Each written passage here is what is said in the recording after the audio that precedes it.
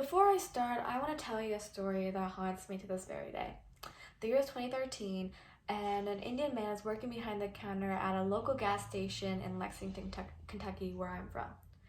Now, within a few minutes, enters a white teen, and slowly he pulls out his gun and yells at the man, saying, "Give me all your money." The man, fearing his life, complies and bends down to reach into the cash register. However, before he's able to completely get up, a gunshot goes off.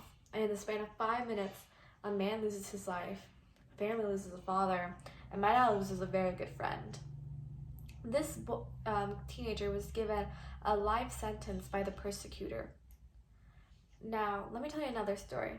The year is 2000, and a 41-year-old African-American named Tyrone Tyler has just been arrested in the state of California for selling $20 worth of crack. However, this being his third nonviolent offense, the prosecutor actually charged him with life without parole because, according to California, they have a 3 strikes law. Now, to any sane individual, the disparity between these two sentences can be seen from miles away. I mean, in what world does the selling of $20 worth of crack cocaine equate to the taking of a priceless life? Now, however, racism hasn't left America. It's only been redirected into our prison sentencing system through racially motivated sentencing policies that unfairly and unjustly target minority communities, including African American communities, making it harder for them to reach economic and social progress. That's why it's really important for individuals like you and me in order to help rehabilitation programs that help inmates reintegrate into society and avoid these unjust policies. Now, racially motivated sentencing policies have actually been present in America since the late 1980s. In fact, in 1986, Congress passed the Anti-Drug Abuse Act, which created sentencing disparities between crack cocaine versus powder cocaine. Now, this was actually racially motivated because these two drugs are different forms of the same drug. However, it only takes 5 grams of crack to equate the same policy sentence as 50 grams of powder cocaine. And the primary users of crack cocaine were actually African Americans. According to the ACLU, the American Civil Liberties Union, this kind of negated African Americans in communities as druggies that needed to be controlled by the police.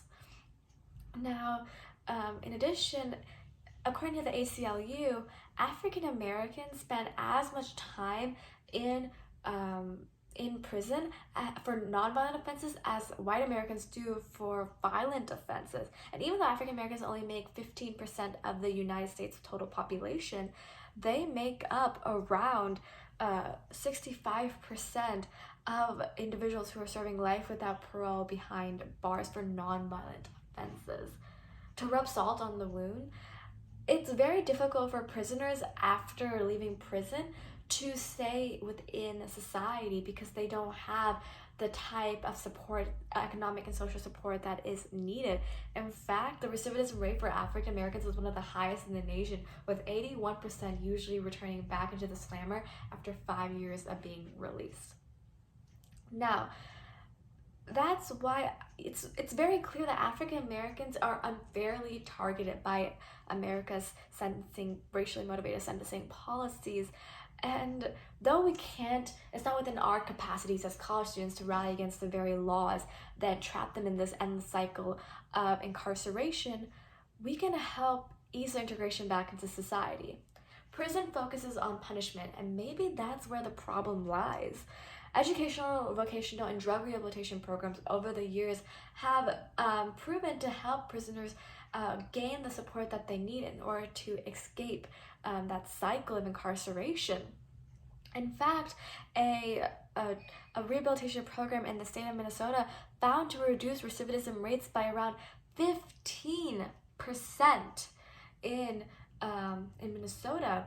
And another meta-analysis that was conducted on educational rehabilitation programs found that inmates actually had 41% less likelihood of returning back into the prison after being released. And this is really accessible for us. How we can help out is by volunteering as individuals, as legal adults at these prisons, and helping inmates learn essential skills that they need in order to reintegrate in society. Or we can also donate our money. Now, it's so very paramount that that that if we sit idle and continue to let these injustices go by, we're not just hurting inmates, but we're also hurting their families. According to the ACLU, the frequent and overextended mass incarceration of African Americans is geographically located in the poorest neighborhoods in America. And this is a huge issue because these families are not able to support their own family and also take care of the inmate that is in jail.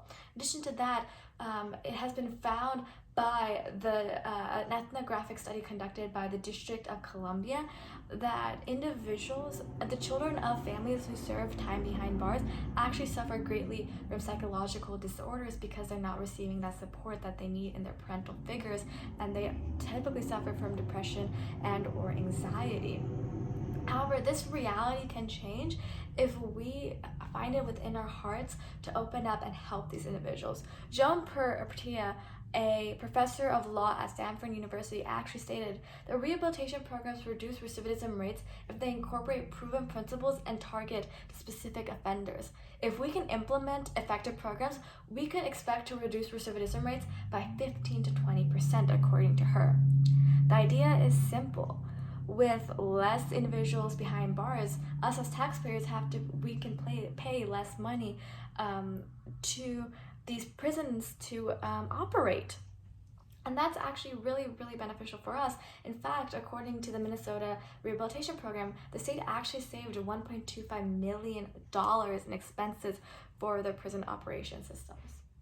So in conclusion, it's clear to see that racism has not disappeared in the government after the passing of the Civil Rights Act of 1964.